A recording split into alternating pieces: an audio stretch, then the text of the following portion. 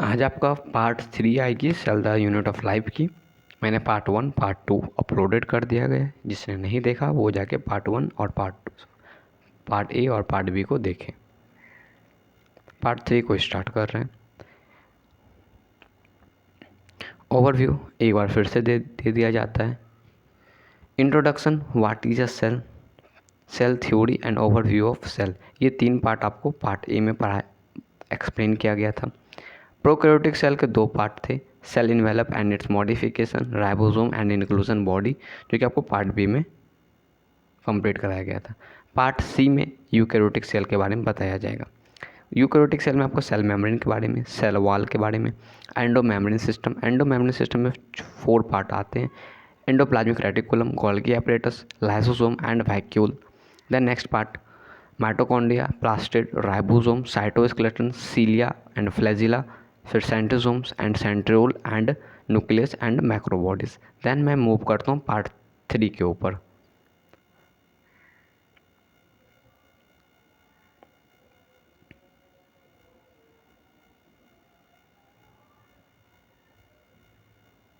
ये सब आपको पार्ट ए में एक्सप्लेन कर दिए गए थे। यहाँ तक आपका पार्ट ए था। जिसने नहीं देखा है वो वीडियो जाके देखे। ये पार्ट बी था।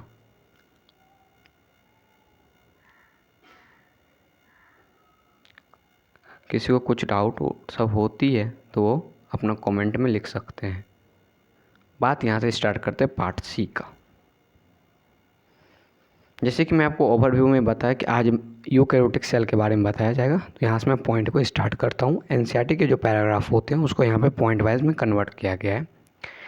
The eukaryotic included all the protista, plant, animal and fungi. Eukaryotic में इंक्लूडेड होते हैं protista, kingdom protista, plant, animal and fungi. जब आप बायोलॉजी का क्लासिफिकेशन पढ़ोगे वहाँ आपको किंगडम के बारे में बताया जाएगा। In eukaryotic cell there is an extensive compartmentalization of cytoplasm through the presence of membrane-bound organelles. Next point, eukaryotic cell possesses an organized nucleus with a nuclear envelope. In addition, eukaryotic cells have variety of complex locomotory and cytoskeleton structure. Next point, their genetics is organized into chromosome. The genetics material is organized into chromosome. All eukaryotic are not identical. सारे eukaryotic जो वो same नहीं होते हैं. Plant and animal cell are different as the performer possesses cell wall, plastid and a large central vacuole which is absent in animal cell. Large central vacuole जो वो animal cell में absent होती है. Plant cell और animal cell में difference होती है cell wall में, प्लास्टिड में. Next point, on the other hand animal cell have centriole which are absent in almost plant. Animal cell में सेंट्रियोल प्रेजेंट होते हैं जो कि सारे प्लांट सेल में सेंट्रियोल absent होती है. Next, let us now look at individual cell organelles to understand their structure and function. अब अलग अलग हम लोग सेल ऑर्गेनल्स उसका स्ट्रक्चर एंड फंक्शन के बारे में डिस्कस किया जाएगा. ये दोनों डायग्राम एनसीईआरटी की दी हुई. फर्स्ट वाला figure plant cell and second वाला आपको एनिमल सेल दी गई है.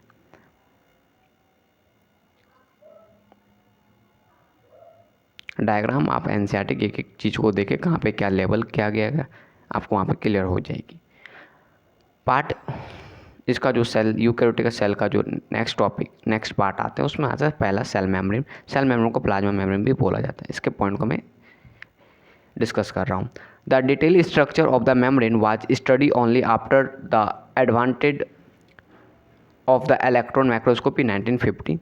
Meanwhile, chemistry study on the plasma membrane, especially in human red blood cell, enable the scientists to deduce the possible structure of plasma membrane. These studies show that the cell membrane is mainly composed of lipid and protein. Cell membrane जो वो 2 चीज़ के mainly बने हुए रहते हैं, lipid and protein के.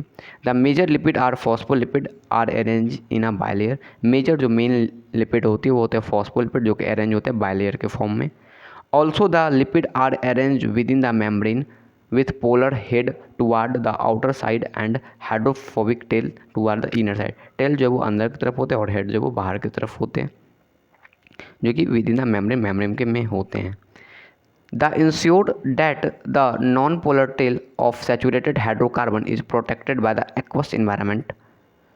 In addition, next point, in addition to phospholipid membrane are also contain cholesterol. phospholipid membrane के cholesterol भी कंटेन करते हैं. नेक्स्ट स्लाइड, ये आपको डायग्राम दी गई है एनसीईआरटी में, fluid mosaic model of plasma membrane. Sugar का लेवल देख लीजिए, पेरिफेरल प्रोटीन लेवल देखिए, और कोलेस्ट्रॉल नीचे की तरफ है और फॉस्फोलिपिड राइट हैंड की तरफ और बीच में इंटीग्रेटेड प्रोटीन है. डायग्राम आपको ध्यान रखनी है. नेक्स्ट पॉइंट पे मूव कर रहे हैं.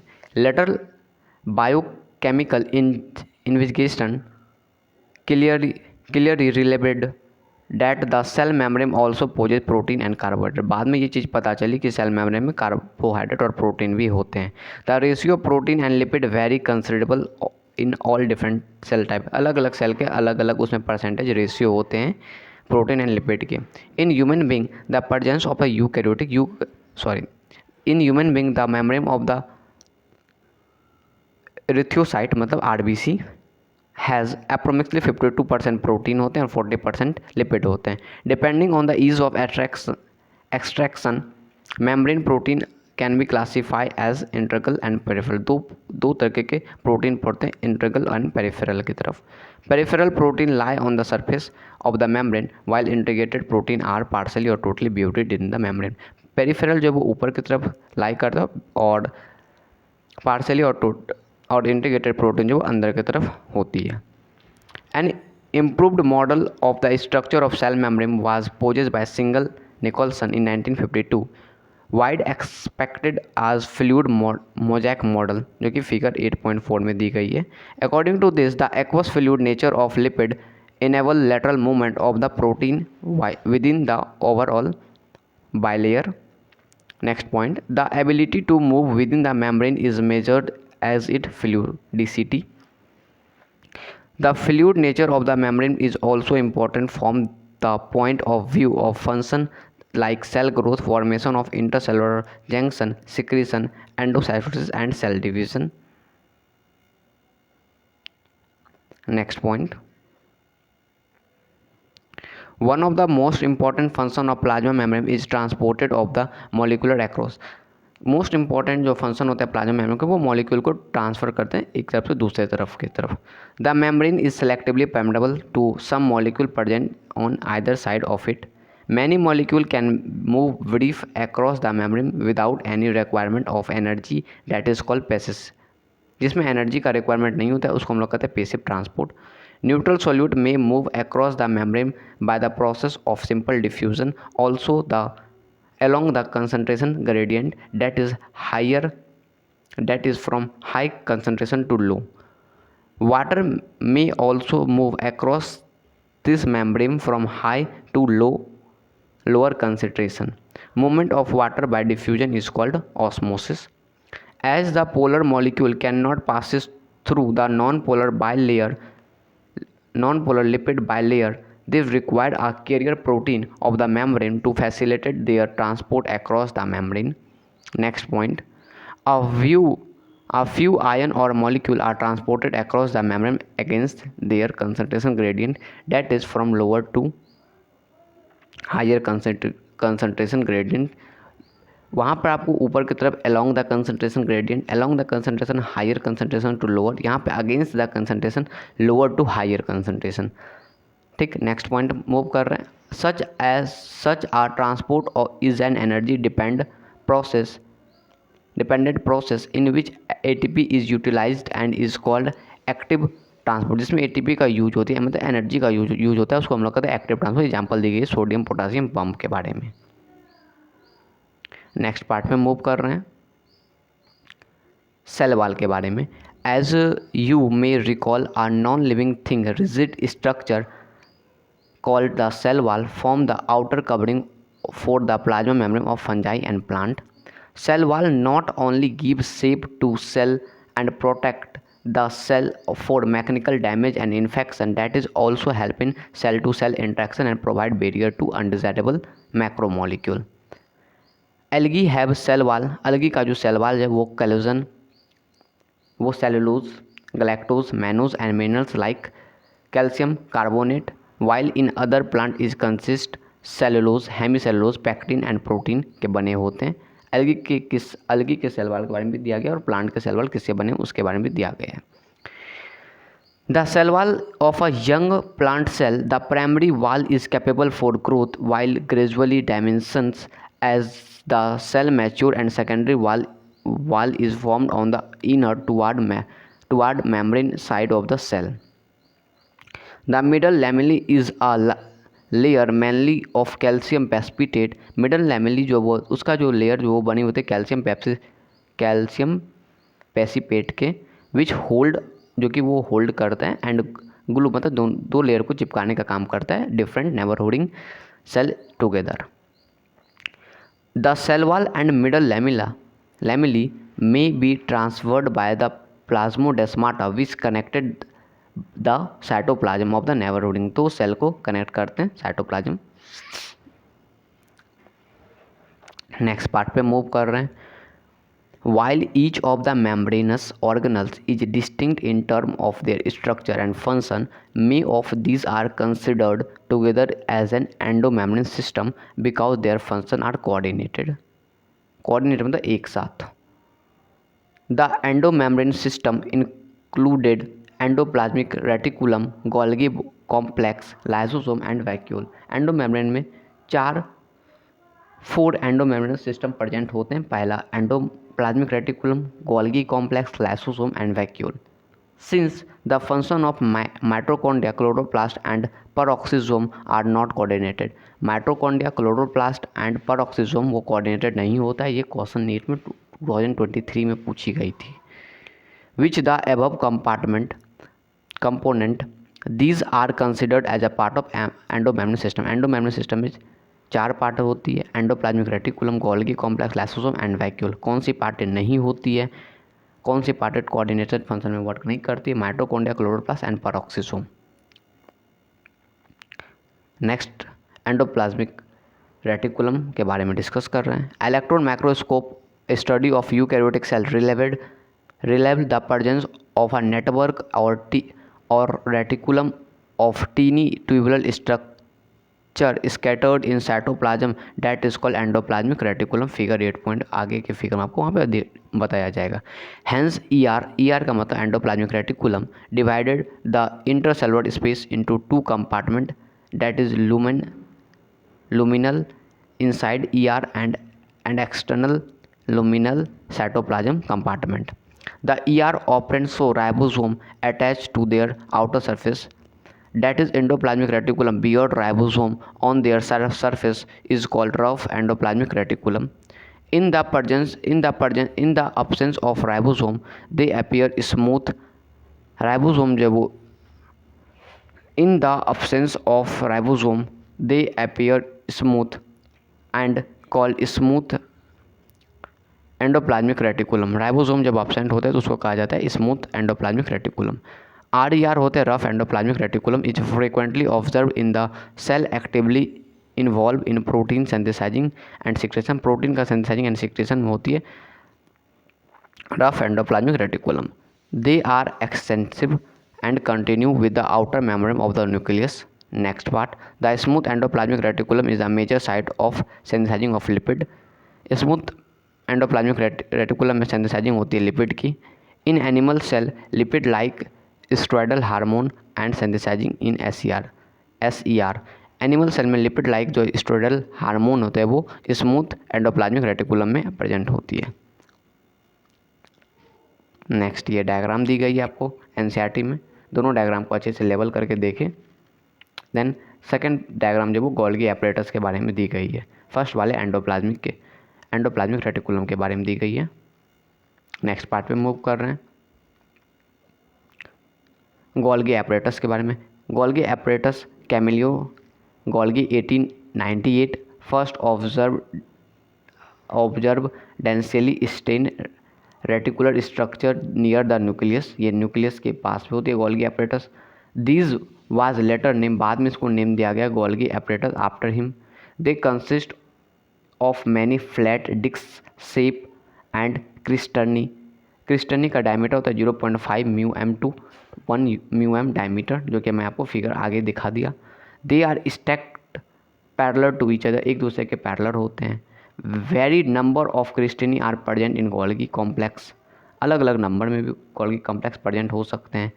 द गोल्गी क्रिस्टनी are considerable arrange near the nucleus with distinct convex cis और forming face and convex trans in maturating face. Maturating face में कॉन्वेक्स ट्रांस होते हैं और फॉर्मिंग जब स्टार्टिंग होती है वहाँ पे कॉन्वेक्स सिस फेज वहाँ पे दिखाई देते हैं। The cis and trans phase of the organelles are entirely different but interconnected, ये पूरी तरह से अलग होते हैं पर वो इंटरकनेक्टेड होते हैं एक दूसरे से। The Golgi apparatus principally perform the function of packaging material to be delivered to the intercellular target are secreted out the cell. Material to be packed in the form of bacillus मतलब उस दिन भी आपको पता है spherical shape from ER fuse with the cis phase of the Golgi apparatus and move toward the maturating phase. cis से start होती है और वो जाती है मैचुरेटिंग फेज की तरफ। This explain why Golgi apparatus remain in close associated with the endoplasmic reticulum. A number of proteins synthesizing by ribosome on the endoplasmic reticulum are modified in the crystini of Golgi apparatus before they release from transphase. Next point, Golgi apparatus is a important site of formation of glycoprotein and glycolipid. ये चीज़ भी exam में पूछी जा गई है। Glycoprotein and glycolipid किस में present होती है, कौन उसको फॉर्मेशन करता है, याद रखना गोल्गी apparatus में होती है। Next slide, next is lysosome. These are the membrane-bound vesicular structure formed by the process of packaging and Golgi apparatus। ये भी वैसिलस स्ट्रक्चर होता है, इसमें पैकेजिंग किया जाता है गोल्गी apparatus वाले कंटेंट को। The isolated lysosomal vesicles have been found to be very rich in almost type of hydrolytic enzyme hydrolases. इसमें बहुत सारे एंजाइम प्रेजेंट होते हैं जैसे hydrolases, lipase, protease, carbohydrates, optimal active at the acidic pH, इसमें जो वो एसिडिक pH होती है। The enzyme are capable of, इसका जो एंजाइम होता है वो कैपेबल होता है डाइजेस्ट करने के लिए carbohydrate, protein, lipid and nucleic acid को। देन वैक्यूल के बारे में डिस्कस किया जाएगा। The vacuole is the membrane bound space found in the cytoplasm in container water shape excretory product and other material not useful for the cell, जो कि useful नहीं होते सेल के लिए, वो वैक्यूल में आके जमा होते हैं। The vacuole is bound by vacuole जो वो सिंगल मेम्ब्रेन बाउंड मेम्ब्रेन में जिसको कॉल कहा जाता है tonoplast. In plant cell the vacuole can occupy up to 90% cell of the volume of the cell. In plant cell the tonoplast facilities the transport of a number of ion and material against concentration gradient into the vacuole, hence their concentration is significantly higher in the vacuole than in cytoplasm.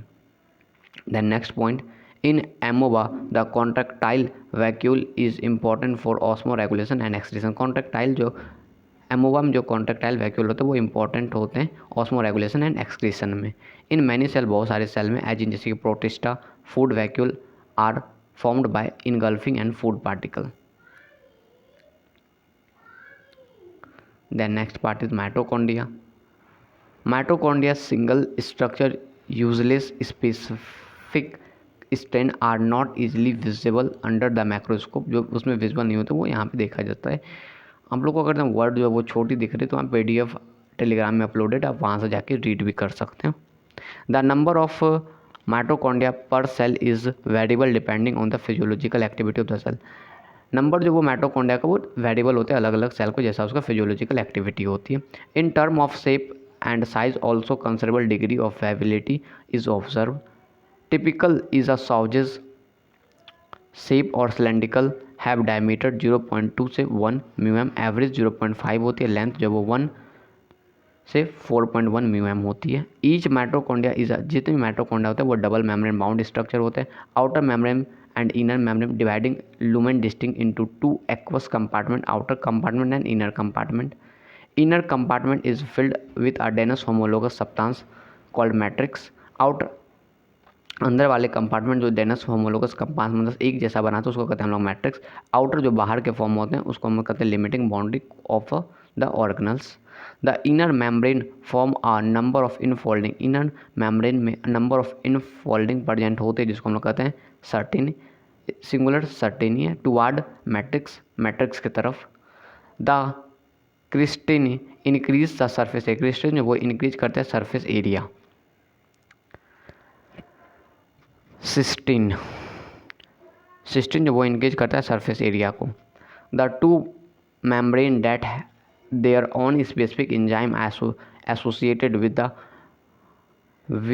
Mitochondrial function. Mitochondria are the site of aerobic. Mitochondria में aerobic respiration होती है. They are produce cellular activity in form of ATP. Hence they are power house of the cell भी कहा जाता है mitochondria को. The matrix also possess single circular DNA molecule होती है इसमें. Few RNA molecule, ribosome 70S उसमें होती है. And the component required for the synthesising of protein. Endo membrane the mitochondria divided करता है फिजन से, नॉट फ्यूजन, फिजन, FISSION. ये इसका स्ट्रक्चर देख लीजिए, अलग अलग लेवल की गई है. बाहर में आउटर मेम्ब्रेन, उसके बाद इनर मेम्ब्रेन, फिर अंदर तक मैट्रिक्स, फिर इनर मेम्ब्रेन में स्पेस दो बीच में के सेल के बीच में, फिर सिस्टीन. स्ट्रक्चर ऑफ माइटोकॉन्ड्रिया जो कि लॉन्गिट्यूडनल सेक्शन है.